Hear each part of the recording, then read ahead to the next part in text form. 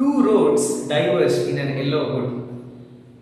ஒரு மஞ்சள் காடு ரூட்ஸ் அப்படின்னா ஒரு சின்ன காடுன்னு அர்த்தம்.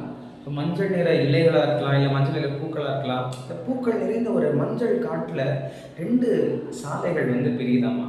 Two roads diverged in yellow wood and sorry being one traveller I could not travel both.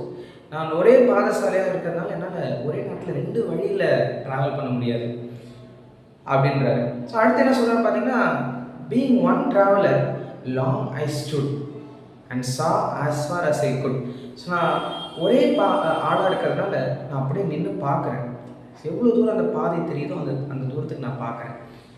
So பார்க்கும்போது அவர் ஒரு பெக்யூலர் அப்சர்வேஷன் ஒன்று மென்ஷன் பண்ணுறாரு போயம். என்னன்னு பார்த்தீங்கன்னா, ஒரு பாதை எல்லாரும் பயன்படுத்தப்பட்ட பாதையாக இருக்குது. பாதை பார்த்தீங்கன்னா ஒரு நடந்து போகிறதுக்கான அடையாளம் இருக்குது. ரொம்ப தேய்மானம் அடைந்த பாதை, எல்லாரும் ட்ராவல் பண்ணி போகிற யூஸ்வலான பாத்தாக இருக்குது.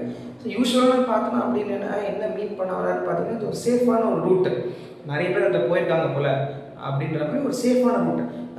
Usually people choose this particular path.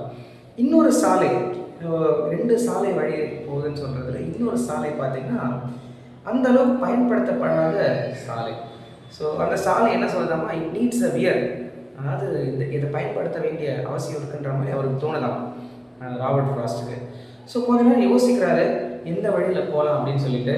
So நம்ம என்ன நினைப்போம், எல்லாரும் தேர்ந்தெடுத்த பாதையில் தான் நம்ம போகணும் அப்படின்னு நினைப்போம். ஆனால் ராபர்ட் ஃப்ராஸ்ட் என்ன நினைக்கிறாருன்னா, சரி யாரும் தேர்ந்தெடுக்காத இந்த பாதை, பெருசாக எக்ஸ்ப்ளோர் பண்ணாத இந்த பாதை, அதில் போவோம் அப்படின்னு சொல்லிட்டு அது வழியாக ட்ராவல் பண்ணுறாங்க. ஸோ இந்த போயமோட கடைசி லைன்லாம் பார்த்தீங்கன்னா ரொம்ப அற்புதமான ஒரு லைனு. ஸோ இதில் என்ன சொல்லுவார் அப்படின்னு சொன்னீங்கன்னா,